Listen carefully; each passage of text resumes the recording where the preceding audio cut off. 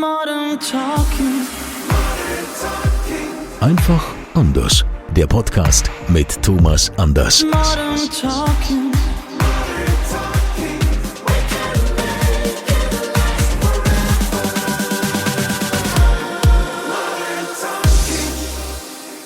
Schön, dass ihr wieder dabei seid beim offiziellen Thomas Anders Podcast Modern Talking, einfach anders. Und wir sind wieder da. Es ist ja auch so viel passiert. Und ich frage mich immer wieder, wie der Mann das schafft, woher er diese Energie nimmt, dass der einmal quasi um die ganze Welt fliegt und wieder zurück. Kann man fast sagen. Wir hatten Singapur, wir hatten Hanoi, wir hatten Schlagerboom und vielleicht sollten wir da erstmal ansetzen, dass wir nochmal zurück zum Schlagerboom gehen. Aber erst kommt der rote Teppich. Hallo und herzlich willkommen, Gentleman of Music, Thomas Anders. Ach mein Gott, wenn es mir mal richtig beschissen geht, hallo zunächst an alle Zuhörerinnen und Zuhörer. Wenn es mir beschissen geht, dann rufe ich Kunzi ein und danach bin ich sowas von aufgebaut. Fürs Unfassbar. gute Gefühl. Danke, mein Lieber. Du siehst schon wieder so erholt aus. Das gibt's doch gar nicht. Wenn man so einen Trip hinter sich hat. Wie machst du das, Thomas? Bitte, das gibt's doch gar nicht. Ja, nee, doch, es gibt ja, also wie gesagt, ich war ja am letzten Wochenende in Hanoi und hatte da eine Show, das war im Rahmen der 50 Jahre diplomatische Freundschaft, Beziehung von Deutschland zu Vietnam. Und ich hatte auch noch mit einem Musiker gesprochen und der hat es so ähnlich gemacht wie ich. Wenn du so weit fliegst und du hast einen großen Zeitunterschied, dann darfst du nicht dich versuchen umzustellen auf die Zeit, sondern du musst in deiner Zeit leben. Das heißt, ich habe komplett nach deutscher Zeit gelebt. Also wir haben 6 Stunden Zeitunterschied. Das bedeutet, ich stehe morgens normalerweise zwischen so 7, 8 Uhr auf, wenn ich zu Hause bin, und habe dann im Grunde bis 13, 14 Uhr geschlafen im Hotelzimmer. Und ja, habe dann im Grunde Mails und sowas bearbeitet und bin dann so gegen 6 Uhr abends das zum Abendessen, das war mein Mittagessen. Also du musst im Grunde genauso leben, weil wenn du weißt, ich bin ja in 2 Tagen wieder im Flieger und muss zurück, dann kommst du auch wieder nach Deutschland zurück und du lebst. Ich bin auch am nächsten Morgen, bin ich um 7 Uhr deutsche Zeit wach geworden. Vollkommen normal. Also das ist ein Trick, weil der Körper nicht mit dieser Zeitumstellung kämpfen muss. Weil der lebt ja in diesem Rhythmus weiter und das macht es aus. Gut, also Hanoi, Vietnam können wir ja gleich nochmal näher drauf eingehen, aber es ist ja wie gesagt wieder viel passiert. Lass uns nochmal zum Schlagerboom gehen, hatte ja super Einschaltquoten, ganz viele Menschen haben es gesehen und man muss auch sagen, in der Geschichte des Schlagerbooms, ja, hast du ja das größte Ballett in der Geschichte des Schlagerbooms auf die Bühne gekriegt.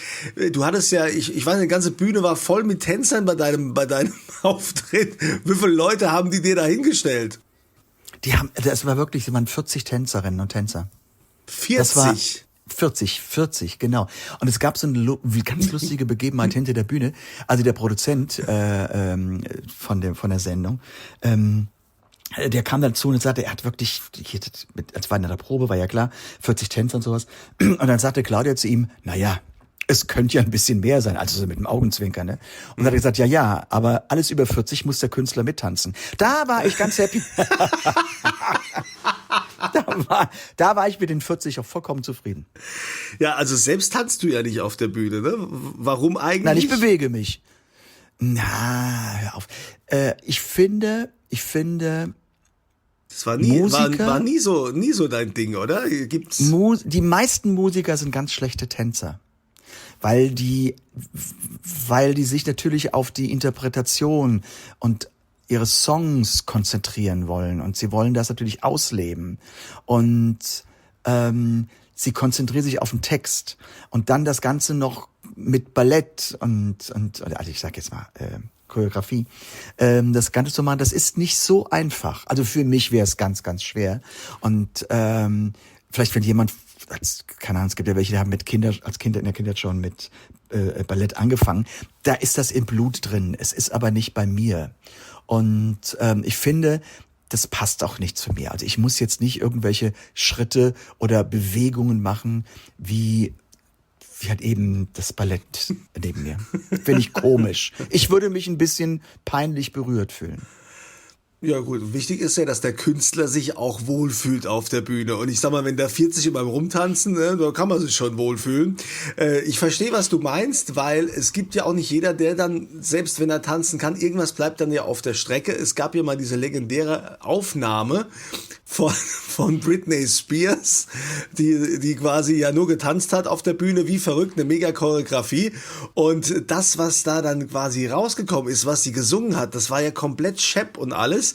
Es lief natürlich Playback, ja. Vollplayback wurde da getanzt und sie hat gesungen, das wurde dann irgendwann mal veröffentlicht und dann hat man mal gesehen, wie die aus der Puste war und dass die ja überhaupt das geht gar nicht. Wie soll das gehen, ne? Ja, genau. Das geht gar nicht. Du kannst nicht permanent tanzen und dann perfekt singen.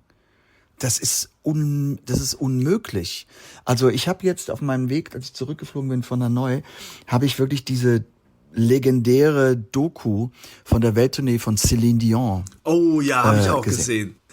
Beeindruckend, das ist doch oder? sensationell. Das ist doch beeindruckend und da merkt man auch, was ein Künstler leisten muss. Und wenn sie getanzt hat, dann waren das 4, 5 Bewegungen.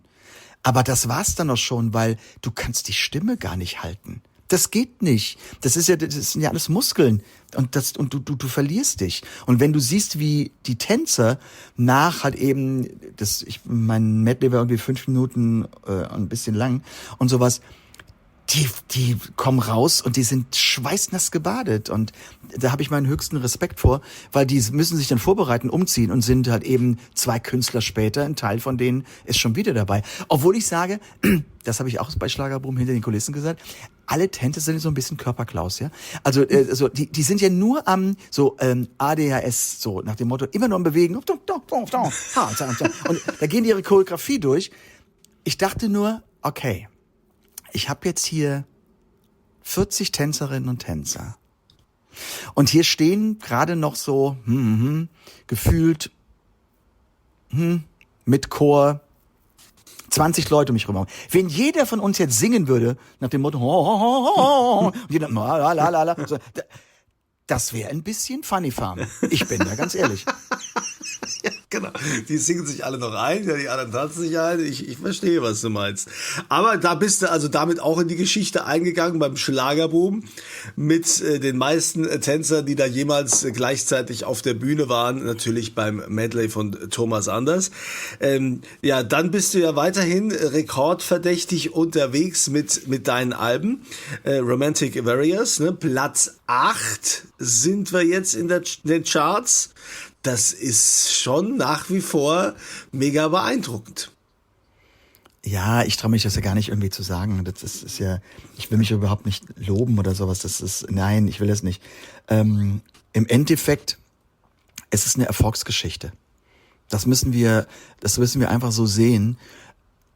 Ich weiß gar nicht, ob das schon für Guinness Buch ausreicht hier für Deutschland, dass ich als Künstler, damit hatte ich jetzt in diesem Jahr 6 Alben in den Top 10 und okay, das nächste wird auch in die Charts gehen. Wir wissen natürlich nicht wohin, aber es wird in die Charts gehen und dann sind das 7 Alben, mit denen man in einem Jahr in den Charts war. Das macht mich ziemlich ehrfürchtig. Also ich denke, wow, das ist unglaublich. Wobei ich sagen muss, das ganze Team, die ganze Mannschaft, also auch angefangen mit Christian, angefangen auch mit allen die Social Media, von Claudia, mit meinem Team, mit Christians Team, das war eine ziemlich schwierige, harte, intensive Zeit bis jetzt in diesem Jahr. Wir haben es ein bisschen unterschätzt. Mit Christian meinst du Christian Geller, deinen Produzenten? Ja, ne? ja. Und das ist auch schon mal so ein bisschen unwirklich, oder? Wenn du darüber nachdenkst, wir hatten ja auch schon mit Christian, den hatten wir ja auch mal im Podcast, wo er sich vorgestellt hat, dass der ja ewig der war ja schon immer Thomas Anders-Fan. Der hat dich ja mehr oder weniger immer belagert und hat dir seine Demo-Tapes geschickt und wollte unbedingt was mit dir machen. Und dass der jetzt mit dir jetzt gemeinsam diese Erfolge feiert und die Produktion, das ist eigentlich schon irre, wenn man sich das so vorstellt. Naja, er hat ja noch andere Produktionen, mit denen er Erfolge hat, aber das ist wirklich, es ging für ihn so ein Traum in Erfüllung, dass er eben auch mit diesen Alben so hoch gechartet ist. Ich hatte ja anfangs ein bisschen Bedenken, wo ich dachte, ach, wollen die Fans das oder sowas, aber es sind ja zu 95-96% nur positive Reaktionen, die sagen, wow, das ist wirklich Modern Talking ins Hier und Jetzt genommen. Das macht mich sehr, sehr glücklich und auch sehr, sehr dankbar. Ja, und jetzt geht's ja los hier auch, Deutschland-Tour, also der Vorverkauf ist gestartet und der ist schon länger gestartet, aber es geht jetzt in die heiße Phase. Also der Vorverkauf startet schon im Sommer, aber es geht jetzt wirklich mit Promo und mit Werbung und jetzt geht's wirklich richtig los. Und du bist aber jetzt auch nicht in allen Städten, also es ist eine Auswahl. Wie viele Termine machst du? 6. 5 Deutsche und einmal Wien. Einmal Wien, wie schön, wie schön. So ein Stück Da freue ich mich Sachertorte, drauf. so ein Stück Sachertorte. Ja. willst du dir noch Da freue ich mich gönnen? drauf. Also ich bin in Berlin, ich bin in Hamburg, ich bin in Stuttgart, ich bin in Düsseldorf, ich bin in Frankfurt. Und dann die letzte Show ist in Wien. Das Ganze startet am 19. März. Und ja, langsam arbeiten wir uns rein. Auch mit dem Buchschreiben und welche Songs wir reinnehmen. Und dann werden wieder Songs rausgeworfen. Und das ist ja so ein Kreativprozess. Du schreibst ein Buch? Du schreibst ein Buch? Nein, man nennt das so, die Moderation, die dann kommt. Ich mache normalerweise meine Moderation, mache ich immer selbst, aber ich habe mir diesmal jemanden genommen, der mich professionell unterstützt. Und weil es sind ja wirklich schöne Momente dabei, es sind Überraschungen dabei. Es ist ein bisschen anders von den sonstigen Thomas Anders Konzerten. Es wird einfach auch ein Hochleben lassen auf die Zeit mit Modern Talking, weil die Tour heißt ja auch Thomas Anders Sings Modern Talking. Es gibt keine deutschen Songs da drin, das sage ich jetzt direkt, also da kommen wir mal zu einer anderen Tour wieder, aber es wird wirklich so eine Zeitreise, die wir auch ganz toll inszenieren werden. Und ich habe das Bühnenbild schon entworfen und wir gucken, wie wir das rüberbringen. Also ich freue mich wahnsinnig drauf, aber die Spannung steigt, weil die Zeit ist nicht mehr so lang. Also wir haben jetzt zwar, ja, es ist so, wir haben jetzt Ende Oktober, 31. Oktober. Es geht jetzt in die Weihnachtssaison und man arbeitet viel. Und wenn das vorbei ist, dann haben wir Anfang Januar und dann im Januar muss mehr oder weniger das ganze Buch schon stehen und sitzen und dann geht's in den Feinschliff für die Arrangements und dann geht es dann auch noch in Proben und ich bin auch noch mit anderen Shows unterwegs Anfang des Jahres. Also 27.3. habe ich mir notiert, da sehen wir uns in Frankfurt. Ne? Also das will ich mir auf jeden Fall anschauen, ist ja ganz klar. Ne? Also meinst du, findest du da ein Plätzchen für mich? Ja, logisch. Hallo. Ach, der schreit dann fragt ganz immer laut, so. den kenne ich. Ja, also der Kunzi, der fragt immer so, als hätte ich keinen Platz für ihn. Ich bin ja ehrfürchtig, verstehst du? Nach wie vor. Ja, also du hast Benehmen, du fragst noch. Ja. Du setzt es einfach nicht voraus. Ja, siehst du, ich finde das auch wichtig, ja. Außerdem, meine Frau hat mich ja gut erzogen. Wie viele Leute willst du denn erzählt mich immer mitbringen? Jetzt kommt die andere Sache. Wie viele? Du meinst, wie viele zahlende Gäste ich noch mitbringe, oder was? Ja, aber Frankfurt ist auch schon ziemlich gut ausverkauft. Also nicht ausverkauft, aber ziemlich gut verkauft. Ziemlich gut verkauft. Ja, wir gucken mal. Also vielleicht bringe ich unseren gemeinsame Freunde von uns noch mit. Ja? Können wir mal schauen. Ja? Also du meinst den Winzer, den Winzerwirt. Ja, den Winzer und den, der ganz in der Nähe von dir wohnt und so tolle Fotos macht. Der Mann mit der Brücke. Genau. Können wir mal überlegen. Also auf jeden Fall 27.03. ist hier notiert. Wunderbar. Jetzt müssen wir nochmal auch zurückgehen bei deiner Tour Singapur. Was hast du denn in Singapur gemacht? Bist du da nur zwischengelandet oder hast du da jetzt auch noch einen Auftritt? Ich habe das nicht so ganz mitbekommen. Nein, das war auch so lustig. Und zwar, ich war im Rahmen von der Formel 1. Ich war gebucht von der Firma, die halt eben von der Firma, also die weltweit operiert. Und die haben da ein großes Fest gegeben. Und das war im Rahmen von das war an dem Sonntag, als Formel 1 Rennen war. Und das war halt eben nachts um 12, Singapore Time. Und ich war auf diesem legendären Hotel, kennt man vielleicht, diese 3 Säulen, wo oben dieses Surfbrett drauf ist, ja? Das ist fast ein Wahrzeichen von Singapur. Also das ist das Marina Sands heißt es. Das ist spektakulär. Da ist obendrauf ein Pool mit diese Kante, wo das Wasser so runterfällt, ja? Also und da bin ich aufgetreten. Und ich hab nur zu meiner Frau gesagt, ich habe da eine Show in Singapur und ich bin morgen Abend wieder da, mehr oder weniger. Und ich habe ihr dann Bilder geschickt und sagt sie, wow, und das Hotel liegt direkt neben der Rennstrecke. Also man konnte oben aus dem gefühlten 700. Stock, konnte man unten auf die Rennstrecke gucken. Das Ganze. Und irgendwie 2 Tage später hat sie dann Bilder davon gesehen und sagte, du warst in diesem Hotel, das ist ja unglaublich, warum erzählst du mir das nicht? Das war mir gar nicht so wichtig, weil es war für mich einfach, ich hatte eine Show in Singapur und die erfolgreich war, die Leute hatten Spaß und ich war an der Rennstrecke und ja, ich war dann wieder zu Hause. So einfach kann das Leben sein. Ja, aber du hast schon auch ein paar Stunden da geschlafen oder bist du direkt dann weiter? Nein, ich bin bei solchen Strecken brauche ich immer einen Tag vorher. Die Show war, das heißt, ich bin freitags hingeflogen. Ich glaube freitags abends und war dann samstags da und hatte den Samstag dann noch frei für mich und bin dann an dem Sonntagabend aufgetreten, bin dann aber direkt am nächsten Morgen zurückgeflogen und bin montags war das, und Montagabend direkt schon wieder gelandet in Frankfurt. Ja, aber Vietnam. Also Vietnam hast du erzählt, es geht um die diplomatischen Beziehungen zu Deutschland oder was genau war der Grund, was da gefeiert wurde? 50 Jahre diplomatische Beziehungen zu Deutschland, zwischen Deutschland und Vietnam. 1975. Und du warst dann quasi hier der Hauptakt oder gab es da mehrere Acts oder warst du der? Es war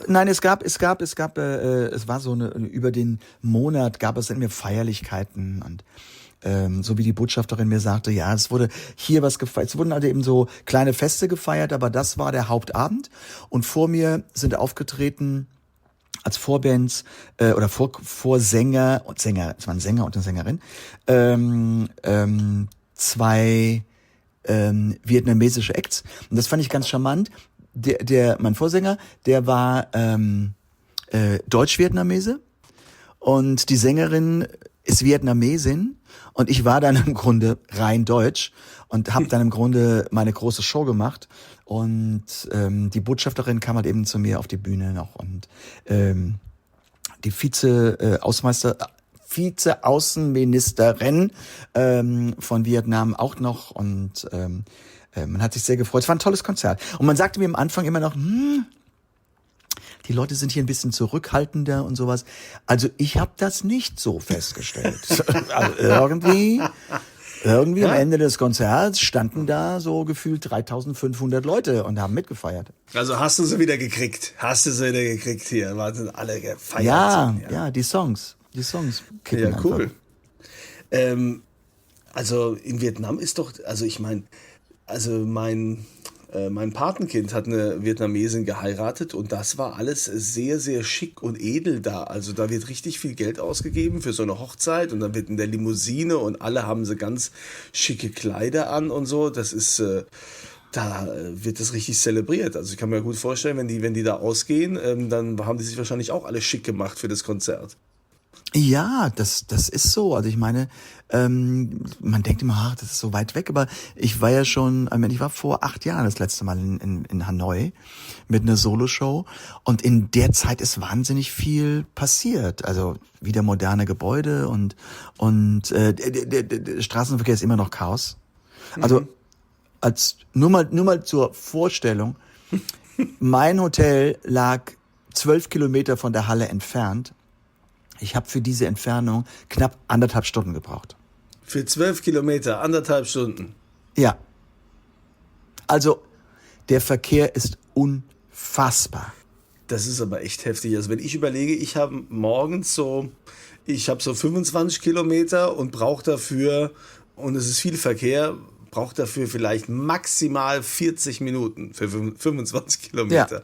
Und dass du dann für 12 Kilometer dann muss das ja Knapp, wirklich Chaos sein. Ja, es ist so, und das Ganze ist voll mit Motorroller und es ist alles, also du hast mittlerweile mehr Autos als noch vor 7 Jahren, das ist mir aufgefallen, aber es gibt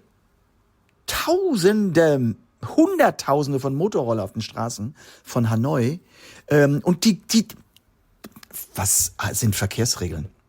Who the fuck sind Verkehrsregeln? Ich meine, jeder fährt da so, wie er will, aber es passiert, ja, das geht. Mein Chauffeur fuhr an und wupp war mal 2 Motorroller und dann wieder weg und hinten drin ist Kind drauf, das zur Schule gebracht wird und für uns ist das nicht, also für unsere Nerven ist das nichts. Das nichts für die Nerven, das wäre lebensgefährlich. Ja, und was hast du da so gegessen? Was isst man da so? Vietnamesisch. Ja, ich liebe vietnamesisches Essen. Ich bin da ja völlig ignorant, deshalb musst du mir sagen, was genau? Ja, du isst ja nur Foie Gras und irgendwie Filet Mignon und genau, und Austern, Hummer und so Sachen, ja. Aber was isst man denn da jetzt vietnamesisch? Was gab's? Erinnerst du dich noch, was du gegessen hast? Ja, logisch weiß ich das noch. Ist noch nicht so lange her. Aber ja, also ich liebe Saté-Stäbchen mit einer Erdnusssoße. Das ist ja eine asiatisch geprägte Küche. Ich mag Kimchi, also der fermentierte Weißkohl. Ich liebe, hab da gegessen, sogar Peking-Ente habe ich gegessen. Also wer das nicht weiß, was es ist, soll es jetzt googeln, weil ich erkläre es jetzt nicht, wird es zu lange dauern.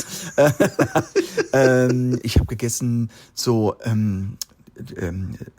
Schweinefleisch, süß-sauer und sowas, also immer mit Reis und viel Gemüse. Die haben ja ganz viel Gemüse und sowas. Das würde uns in Deutschland auch gut tun, wenn wir das halt eben damit parken würden und nicht irgendwie in 52 Gramm Stück Fleisch und 5 Gramm Gemüse auf dem Teller. Ja.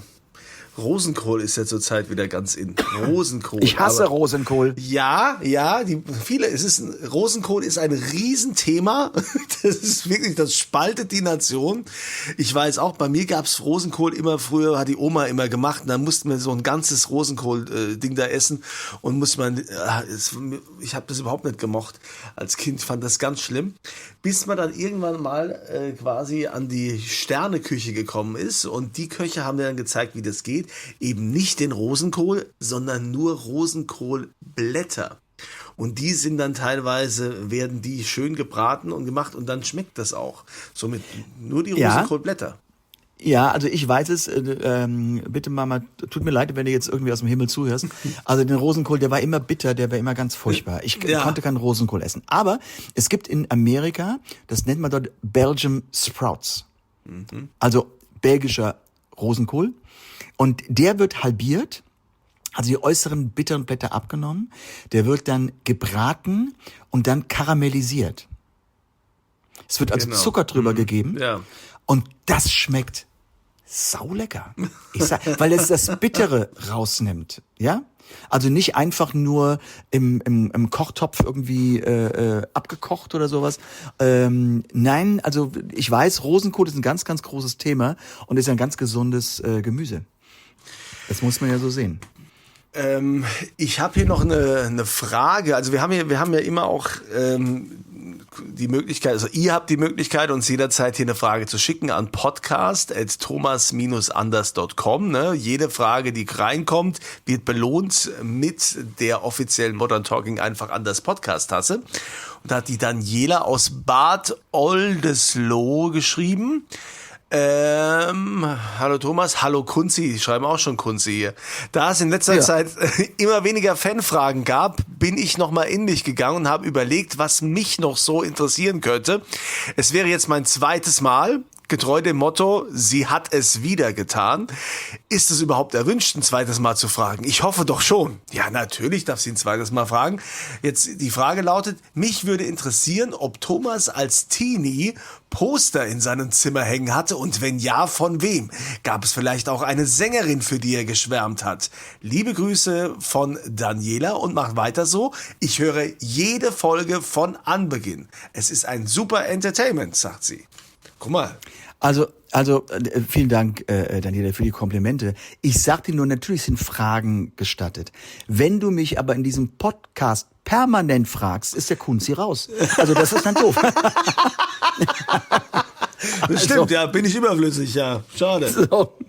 So, und die Frage war, ja, ich hatte in der Tat Poster, aber nicht viele. Ich gebe es ja zu, ich hatte eine Wand, damals gab es noch, ich weiß gar nicht, ob es zu deiner Zeit das noch gab, Konsulan, diese Fototapeten einer Wand.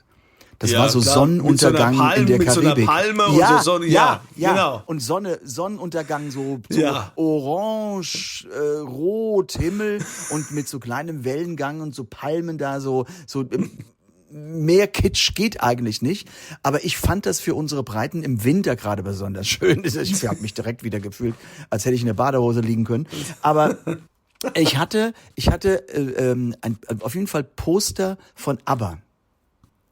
Ich bin ein bekennender ABBA-Fan. Ja. Ich bin ein bekennender ABBA-Fan und ich hatte Poster von ABBA in meinem Zimmer. Aber jetzt nix. Noch nicht von mir. Natürlich. Sonst hättest du die natürlich aufgehängt, ist ja klar.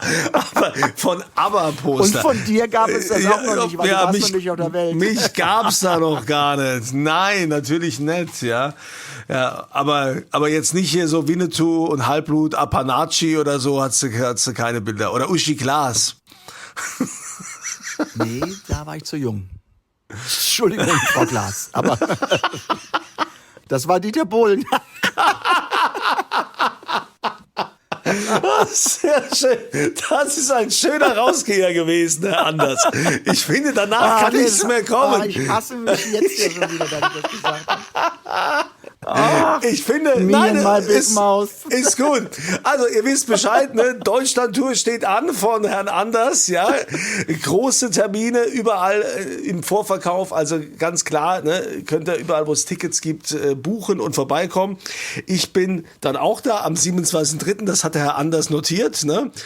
Und einmal Gästeliste. Du wirst mich in den nächsten Monaten oft genug darauf Ich werde dich oft genug daran erinnern, ja, dass auch das Catering entsprechend da auch abgestimmt wird drauf, ne? Das wäre super. Ja, ich glaube, dass es gut wird, ja. Also ich freue mich riesig. Der war jetzt echt lustig am Ende, es tut mir leid. Also Leute, wir freuen uns, wenn ihr das nächste Mal dann wieder mit dabei seid. Jetzt, eigentlich wollten wir noch so einen Vorausblick machen, was du im nächsten Mal vorhast, aber das ist jetzt, das führt jetzt alles zu nichts mehr. Wo werde ich jetzt wieder zitiert? Ja, jetzt wird's groß hier. Ach, Uschi Glas, wir freuen uns auf dein Statement jetzt schon. Also, ich sage vielen Dank fürs... Der Kunze wirft sich weg. Also ich freue mich, dass ihr zugehört habt. Ich hoffe, ihr habt euch wirklich gut unterhalten gefühlt. Wieder halt eben mit dem Podcast und wünsche euch jetzt auf jeden Fall ganz, ganz tolle 4 Wochen. Und ihr wisst ja, es geht langsam auf die Weihnachtszeit zu und die ersten Geschenke soll man auch einkaufen.